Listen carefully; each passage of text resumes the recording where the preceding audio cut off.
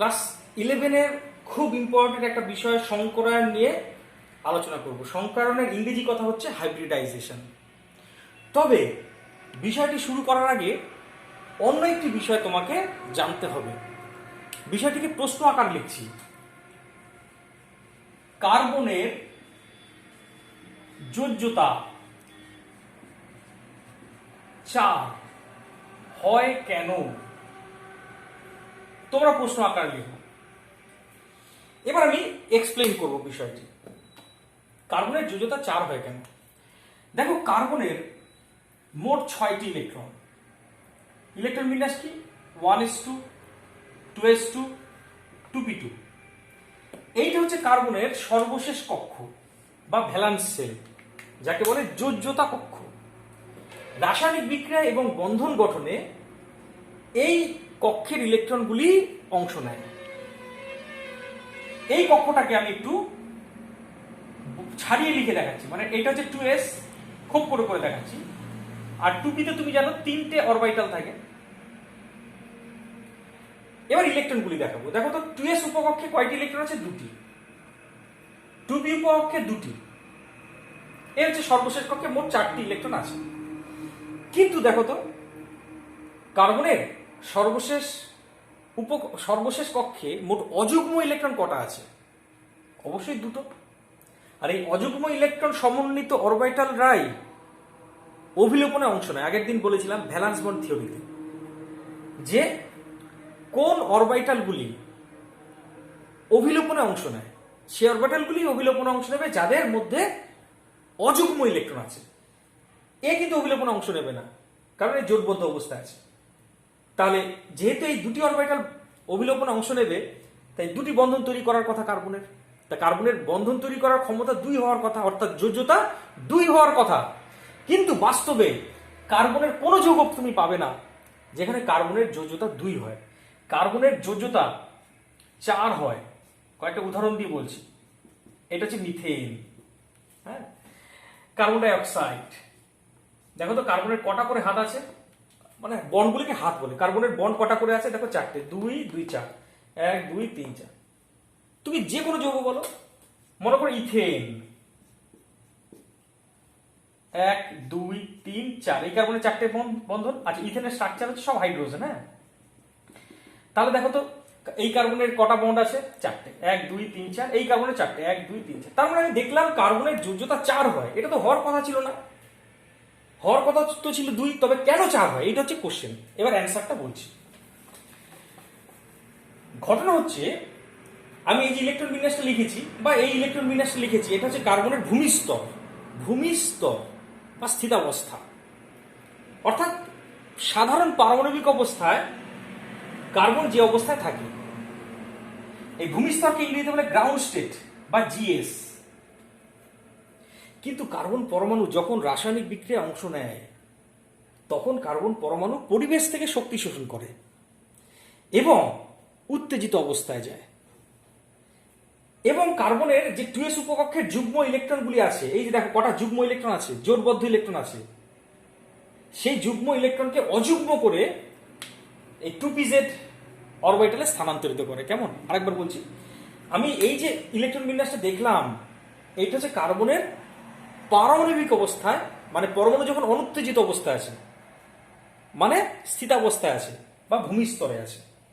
কিন্তু কার্বন যখন বিক্রিয়া অংশ নেয়, তখন কিন্তু সে এইভাবে অনুত্তেজিত অবস্থায় থাকে না। বিক্রিয়াকালে, রাসায়নিক বিক্রিয়াকালে কার্বন পরিবেশ থেকে শক্তি শোষণ করে এবং উত্তেজিত অবস্থায় যায় এবং 2s উপকক্ষের যুগ্ম ইলেকট্রনকে অযুগ্ম করে 2pz এ স্থানান্তরিত করে। কিভাবে? এই ইলেকট্রনটাকে মনে করে এখানে স্থানান্তরিত করলো। এর ফলে আমি যে অবস্থাটা পাবো তাকে বলবো এক্সাইটেড স্টেট, সংক্ষেপে ইংরেজিতে বলে ইএস। ইএস মানে এক্সাইটেড স্টেট বা উত্তেজিত অবস্থা। তখন দেখো তো, মোট কয়টি অযুগ্ম ইলেকট্রন থাকছে? এখানে 1টি, প্রত্যেকটাতে দেখো একটি একটি করে ইলেকট্রন। এই অবস্থায় দেখো কার্বনের সর্বশেষ কক্ষে 4টি অযুগ্ম ইলেকট্রন আছে। অর্থাৎ এই 4টি অরবিটালই কিন্তু তখন অভিলোপন করতে পারবে এবং 4টি বন্ধন তৈরি করতে পারবে। এই কারণে কার্বনের যোজ্যতা 4 হয়। তাহলে খুব সংক্ষেপে আমি আরেকবার বলি, রিপিট করে জিনিসটা লিখে নাও তোমরা। ভূমিস্তরে কার্বনের সর্বশেষ কক্ষে 2টি অযুগ্ম ইলেকট্রন থাকে ঠিকই, তাই কার্বনের যোজ্যতা 2 বলে মনে করা হয়। কিন্তু রাসায়নিক বিক্রিয়াকালে কার্বন পরিবেশ থেকে শক্তি নিয়ে উত্তেজিত অবস্থায় যায় এবং 2s উপকক্ষের যুগ্ম ইলেকট্রনকে অযুগ্ম করে 2pz এ স্থানান্তরিত করে। সেই অবস্থায় কার্বনের সর্বশেষ কক্ষের মোট অযুগ্ম ইলেকট্রনের সংখ্যা যেহেতু 4 হয়, তাই কার্বনের যোজ্যতাও 4 হয়। কেমন? এবার আমি আসবো সংকরায়নে। তো হেডিং করেছি সংকরায়ন। দেখো, সংকরায়ন অনেক রকমের আছে। তোমাদের আজকে যেটা করাবো সেটা হচ্ছে শুধুমাত্র sp3 সংকরায়ন, বাকি সংকরায়নগুলো পরের দিন করবো। তাহলে আমি আজকে হেডিং করলাম, আজকে যে সংকরায়নটা করাচ্ছি সেটা হচ্ছে sp3 সংকরায়ন।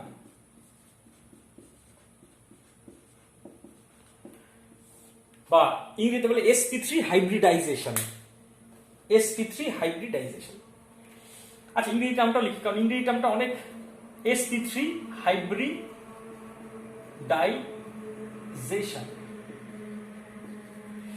জিনিসটা কি, আগে একটা উদাহরণ দেওয়া যাক। এক্সাম্পল, একটা অণুর উদাহরণ দিয়ে বোঝাবো। তো আমি লিখলাম, মনে করো উদাহরণ CH4 অণু, মানে মিথেন অণু উদাহরণ দিয়ে আমি জিনিসটা ব্যাখ্যা করব।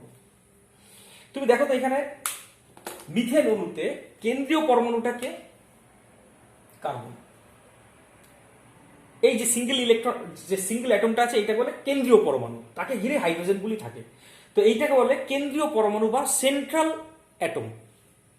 এই কার্বনের ইলেকট্রন বিন্যাস তোমার জানা আছে, 1s2 2s2 2p2। একটু আগে বললাম গ্রাউন্ড স্টেটে মানে ভূমিস্তরে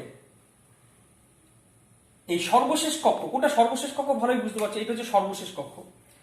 ভূমিস্তরে সর্বশেষ কক্ষের ইলেকট্রন বিন্যাসটা কি দেখো, 2s এ আছে 2টো, আর 2p তে আছে 2টো। কিন্তু তুমি জানো, যখন যে CH4 এ কটা বন্ড আছে, 4টে বন্ড, তাহলে অবশ্যই 4টে অযুগ্ম ইলেকট্রন দরকার। যেহেতু CH4 এ দেখো কার্বনের সাথে কটা বন্ড আছে, খেয়াল করে দেখো তো, হাইড্রোজেনের 4টে বন্ড আছে। তাহলে নিশ্চয়ই 2টো অযুগ্ম ইলেকট্রন দিয়ে বন্ড 4টে তৈরি করা সম্ভব নয়, 4টে অযুগ্ম ইলেকট্রন চাই। কি করে 4টে অযুগ্ম ইলেকট্রন পায়, একটু আগেই বলেছি। রাসায়নিক বিক্রিয়াকালে কার্বন কিন্তু পরিবেশ থেকে শক্তি নিয়ে উত্তেজিত অবস্থায় যাবে, মানে এক্সাইটেড স্টেটে যাবে, এবং 2s উপকক্ষের যুগ্ম ইলেকট্রনকে এই 2pz এ, খালি 2pz এ স্থানান্তরিত করবে। তখন দেখো তো অযুগ্ম ইলেকট্রন কটা পেলাম, 4টে। এবার মনে হচ্ছে এইটা হচ্ছে কার্বনের অবস্থা। এই কার্বনের সাথে 4টে হাইড্রোজেন পরমাণু এসে জুড়বে, এই তো, তারপরে সেইভাবেই তো মিথেন তৈরি হবে।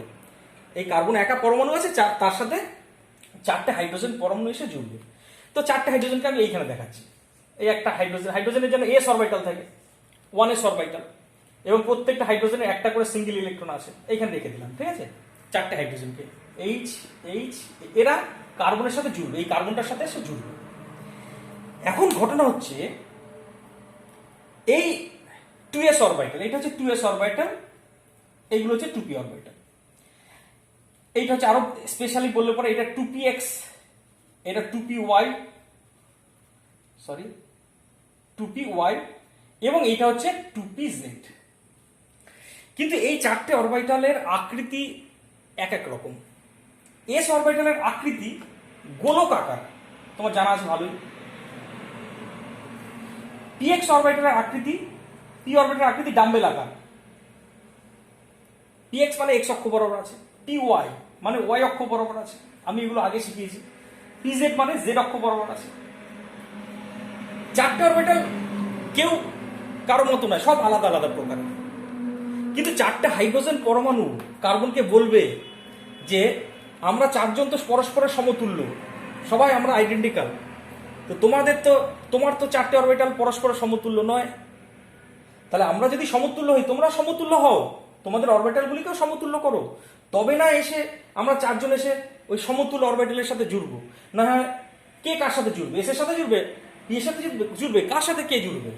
আমরা যেহেতু পরস্পরের সমতুল্য, তোমাদের এই 4টে অরবিটালকেও পরস্পরের সমতুল্য হতে হবে। তখন কার্বন কি করবে, কার্বনের যে এই 4টি অরবিটাল আছে তারা পরস্পর মিশ্রিত হবে। মিশ্রিত হওয়াটাকেই বলে হাইব্রিডাইজেশন। 4টে অরবিটাল পরস্পর মিলেমিশে সম্পূর্ণ নতুন ধর্ম বিশিষ্ট 4টে অরবিটালই তৈরি করবে। এবং সেই চারটে অরবিটাল পরস্পরের সমতুল্য হবে। এখন যেহেতু এস এস এর একটা এবং পি এর তিনটে অরবিটাল মিলিত হয়েছে, তাই এই ধরনের সংকরায়নকে বলা হয় sp3 সংকরায়ন। কেন sp3 সংকরায়ন? একটা এস আর তিনটে পি মিলে চারটে অরবিটাল তৈরি করবে, এবং চারটে অরবিটালই কিন্তু পরস্পরের সমতুল্য এবং সম্পূর্ণ নতুন ধর্মের, নতুন নতুন রকম দেখতে। এবং সেই চারটে অরবিটালকে না দেখতে গোলকাকার, না দেখতে ডাম্বেলাকার। কিরকম দেখতে আমি দেখাচ্ছি। তার আগে চারটে অরবিটাল কিভাবে কোন দিকে সজ্জিত থাকে সেটাকে বোঝানোর চেষ্টা করছি। আমি যেভাবে ছবিটা আঁকছি তোমরা সেইভাবে আঁকার চেষ্টা করো। আচ্ছা, এখানে জায়গা কম বলে আমি এই সাইডে দেখাচ্ছি, কেমন?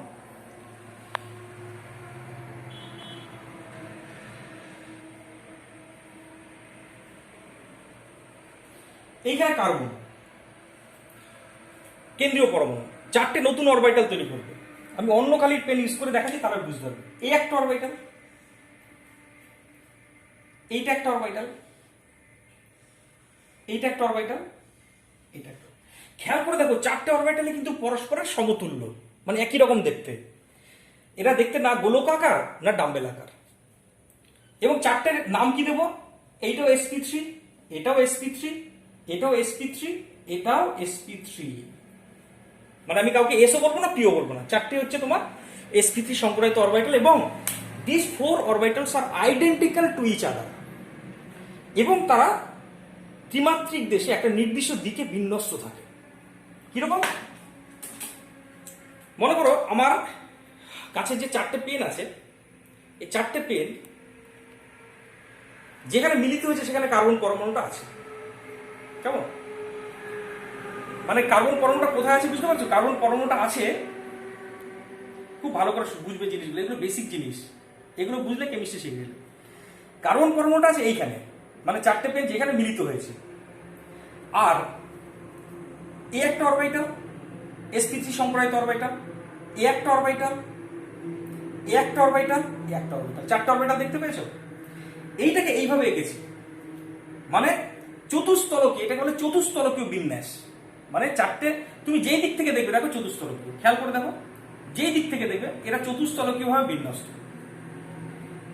এবার কার্বন বলবে চারটে হাইড্রোজেনকে, এই যে চারটে হাইড্রোজেনকে, কিরে তোরা তোরা চারজন তো বলেছিলি যে চারটে সমতুল্য অরবিটাল তৈরি কর।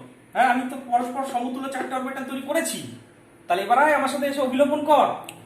এবার হাইড্রোজেন পরমাণুগুলি বলবে হ্যাঁ এবার আমরা রাজি আছি অবিলোপন করার জন্য। কিরকম? আরেকটা কথা বলতে হবে, সেটা হচ্ছে খেয়াল করো প্রত্যেকটাতে কিন্তু একটা করে সিঙ্গেল ইলেকট্রন আছে। এই যে চারটে অরবিটাল, চারটে অযুগ্ম, চারটে সিঙ্গেল ইলেকট্রন আছে, এটাও মনে রাখতে হবে। ঠিক আছে? এবার হাইড্রোজেন পরমাণুগুলি কাছে আসবে অবিলোপন করার জন্য। এই একটা হাইড্রোজেন পরমাণু, তার একটা সিঙ্গেল ইলেকট্রন আছে, প্রত্যেকটা হাইড্রোজেনের তো 1s এ একটা করে ইলেকট্রন আছে। এই একটা হাইড্রোজেন পরমাণু, এই একটা হাইড্রোজেন পরমাণু, এই একটা হাইড্রোজেন পরমাণু। এবার এদিকে এগোবে, প্রত্যেকে ওদের দিকে অগ্রসর হবে ধাক্কা ধাক্কা দেওয়ার জন্য, এগিয়ে আসবে, এসে জুড়ে গেল, মানে এসে জুড়ে যাবে। জুড়ে যাবে মানে এই যে জোড়াটা এখানে দেখাচ্ছি, এইখানে একটা হাইড্রোজেন পরমাণু জুড়লো অবিলোপন করে। কেমন? দেখো হাইড্রোজেনের একটা সিঙ্গেল ইলেকট্রন ছিল আর এর একটা সিঙ্গেল ইলেকট্রন ছিল, ফলে এইখানে বন্ড তৈরি করলো। কোথায় বন্ড তৈরি করলো? দেখো এইখানে বন্ড তৈরি হলো, এটা সিগমা বন্ড। হাইড্রোজেন পরমাণু কি বন্ড তৈরি করলো? Sigma bond. হাইড্রোজেনটা এই কাছাকাছি আসলো, এসে এইখানে জুড়ে গেল এইচ পরমাণু, এবং এইখানে তৈরি করলো। দেখো তারপর অন্য কালিনা সব একই রকমের পেন ইউজ করা করলে পরে জিনিসটা ভালো বুঝতে হবে। দেখো এইটা নীল কালি ইউজ করছি, এটাও নীল কালি ইউজ করবো। আচ্ছা, এই হাইড্রোজেন পরমাণু জুড়লো, এইখান থেকে হাইড্রোজেন পরমাণু এসে এইখানে জুড়বে, মানে চার কোণা চারটে হাইড্রোজেন পরমাণু এসে এইখানে জুড়ে যাবে। ঠিক আছে? আর এই যেখানে জুড়ছে সেইখানে বন্ধন, মানে সিগমা বন্ধন তৈরি হবে। তা আমার এইখানে কার্বন ছিল, এই হচ্ছে অরবিটাল চারটি। মনে করো এই চারটে আমার কাছে আছে হাইড্রোজেন পরমাণু, এগুলো হচ্ছে হাইড্রোজেন পরমাণু। এই একটা হাইড্রোজেন পরমাণু জুড়লো, মানে এইটা। এই একটা হাইড্রোজেন পরমাণু জুড়লো, মানে এইটা। এই একটা হাইড্রোজেন পরমাণু এসে জুড়লো, মানে এইটা। আর এই পিছনে, মানে তলের পিছনে আরেকটা হাইড্রোজেন পরমাণু এসে জুড়লো। দেখো আমি একটা কথা বলছি যে এই যে আমি মিথেনের স্ট্রাকচার পেলাম, এই মিথেনের গঠনাকৃতি কিন্তু মোটেই সমতুলীয় নয়, মানে একই সমতলে নেই। চারটে পরমাণুই কিন্তু হাইড্রোজেন হাইড্রোজেন হাইড্রোজেন হাইড্রোজেন এবং কার্বন সবাই কিন্তু একই তলে নেই। কেমন? কারণ এইটা হচ্ছে তলের উপর দিকে উঠে আছে, এই বন্ডটা মানে এই হাইড্রোজেনটা একটু তলের পিছনে আসে। মানে আমি বলতে চাচ্ছি এই গঠনাকৃতি সমতুলিক নয়, এবং এই ধরনের গঠনাকৃতিকে বলা হয় চতুস্তলকীয় গঠনাকৃতি। এবং এইটা হচ্ছে মিথেনের অরবাইটাল পিকচার। আমি এখানে লিখলাম এটা হচ্ছে অরবাইটাল পিকচার। কিন্তু অরবাইটাল পিকচারে তোমরা দেখাবে না, তোমরা এরপরে যখন সব বুঝে যাবে তখন সব বন্ড পিকচারে দেখাবে। এইটাকে বন্ড পিকচারে কি করে দেখানো হয় দেখো, আগে চতুস্তলকীয় গঠনটা করে নিতে হয়। তো আমি চতুস্তলকীয় গঠনটা এইভাবে করে নিলাম। কেমন? কার্বনটা কোথায় আছে দেখো, এই হচ্ছে কার্বনটা, এখানে একটা বন্ড তৈরি হয়েছে, তাই না? হাইড্রোজেনের সাথে একটা বন্ড তৈরি হচ্ছে, খেয়াল করো। তাহলে শুধু বন্ডটাকে দেখাবো, এই হচ্ছে হাইড্রোজেনের সাথে বন্ড তৈরি হয়েছে। কোন বন্ডটা বললাম? এই বন্ডটা। তারপরে এই বন্ডটা তৈরি হয়েছে, মানে এই বন্ডটা। তারপরে এই বন্ডটা আছে, মানে এই বন্ডটা, আর একটা এই বন্ড আছে। এইটা হচ্ছে মিথেনের বন্ড পিকচার। এটা হচ্ছে অরবাইটাল পিকচার, এটাকে বলবো বন্ড পিকচার। এবং এই গঠনটাকে বলবো চতুস্তলকীয় গঠন। এবং মনে রাখবে এই চতুস্তলকীয় গঠনে এই বন্ড অ্যাঙ্গেলের মান, মানে যে কোনো একটি বন্ধন কোণের মান, যে কোনো বন্ধন কোণের মান হয় একদম মাথায় ঢুকে নাও, ভুলবে না, 109 ডিগ্রি 28 মিনিট। যে কোনো বন্ড অ্যাঙ্গেল, তুমি এই বন্ড অ্যাঙ্গেল বলো, এই বন্ড অ্যাঙ্গেল, যে কোনো একটা বন্ড অ্যাঙ্গেল ধরো, বন্ড অ্যাঙ্গেল হবে 109 ডিগ্রি 28 মিনিট। যে দিক থেকে দেখো 109 ডিগ্রি 28 মিনিট। এই হচ্ছে মিথেনের স্ট্রাকচার। তার আমি জানলাম মিথেনের গঠনাকৃতি সমতলিক নয়। ঠিক আছে, এবার আমি বিষয়টা অন্য আরেকটা উদাহরণ দিয়ে বোঝাচ্ছি। মনে করো মিথেন বোঝালাম, এবার আরেকটা অণু নিচ্ছি, সাপোজ NH3 অণু, NH3। কেমন? এখানে কেন্দ্রীয় পরমাণুকে দেখো, কেন্দ্রীয় পরমাণু নাইট্রোজেন, তার হচ্ছে মোট 7টা ইলেকট্রন। ইলেকট্রন বিন্যাস লিখছি 1s2 2s2 2p3। সর্বশেষ কক্ষ কোনটা দেখো, সর্বশেষ কক্ষ হচ্ছে এই 2s2 2p3। তাহলে আগে গ্রাউন্ড স্টেটে দেখবো, যাকে বলে GS। গ্রাউন্ড স্টেটে সর্বশেষ কক্ষটাকে দেখাবো। দেখো 2s এ কটা, 2টো ইলেকট্রন আছে। 2p তে কটা আছে দেখো, 2p তে আছে 1টা 2টো 3টে। কেমন? এবার খেয়াল করে দেখো তো NH3 তে মোট কটা বন্ড আছে। অবশ্য 3টে বন্ড আছে, কারণ 3টে তো হাইড্রোজেন, 3টে হাইড্রোজেনের সাথে 3টে বন্ড। তাহলে 3টে বন্ডের জন্য 3টে অযুগ্ম ইলেকট্রন লাগবে, যেটা কিনা এখানে আছে। তাই আমাকে আর কোনো চেঞ্জ করার দরকার নেই। আমি কখন একটা ইলেকট্রনকে অযুগ্ম করে উপরে নিয়ে যাই, যখন আমি দেখবো আমার বন্ধনের সংখ্যাটা বেশি। কিন্তু NH3 তে তো 3টে বন্ড আছে, তার জন্য 3টে অযুগ্ম ইলেকট্রন অলরেডি আছে, তাই আমাকে আর কিছু করার দরকার নেই। তাই এর গ্রাউন্ড স্টেটে যা হবে এক্সাইটেড স্টেটেও তাই হবে, ইলেকট্রন বিন্যাসটা একই রকম হবে নাইট্রোজেনের। ঠিক আছে, এবার এই S আর এই 3টে P এরা পরস্পর সংকরায়িত হবে। সংকরায়িত হওয়া মানে একটু আগে বলেছি মিলিত হওয়া, সম্মিলিত হবে। তাই এই সংকরায়নকে বলবো sp3 সংকরায়ন। sp3 সংকরায়ন।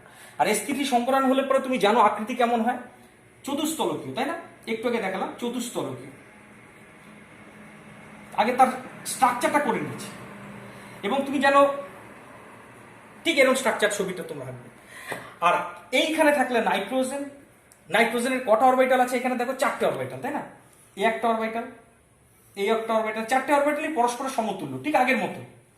কিন্তু এখানে একটা পার্থক্য আছে। পার্থক্যটা কি দেখো, একটা অরবিটালে 2টো ইলেকট্রন আছে, পরস্পর বিপরীত দিকে ঘুরছে, এরকম 2টো ইলেকট্রন আছে।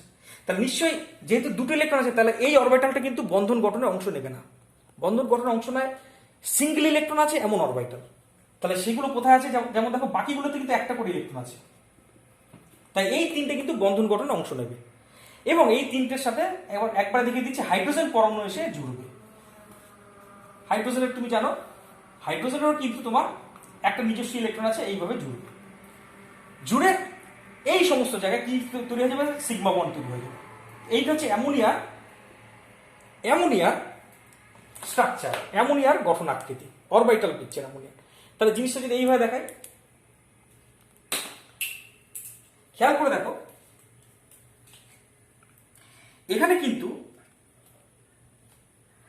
হাইড্রোজেন পরমাণু, এইখানে হাইড্রোজেন আছে, এখানে হাইড্রোজেন আছে, এখানে হাইড্রোজেন আছে, কিন্তু এখানে হাইড্রোজেন পরমাণু থাকবে না, তার পরিবর্তে এখানে এক জোড়া ইলেকট্রন থাকবে, সেটা দেখিয়েছি। এবং এইটা অরবিটাল পিকচার হলে বন্ড পিকচারটা কেমন,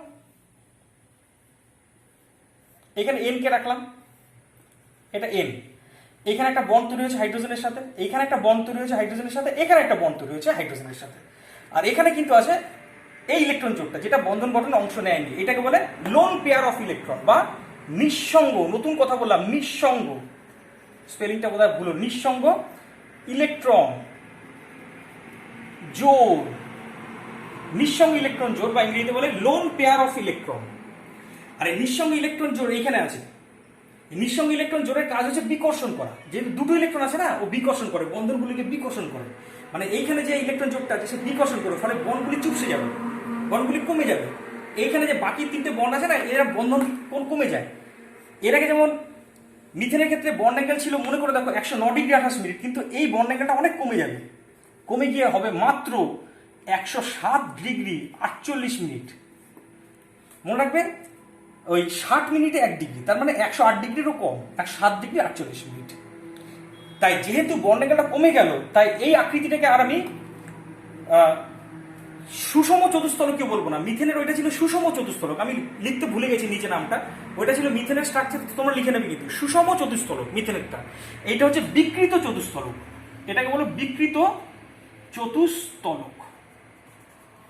খুব তাড়াতাড়ি আমাদের টাইম নেই, আমি জলেরটাও দেখিয়ে দিচ্ছি।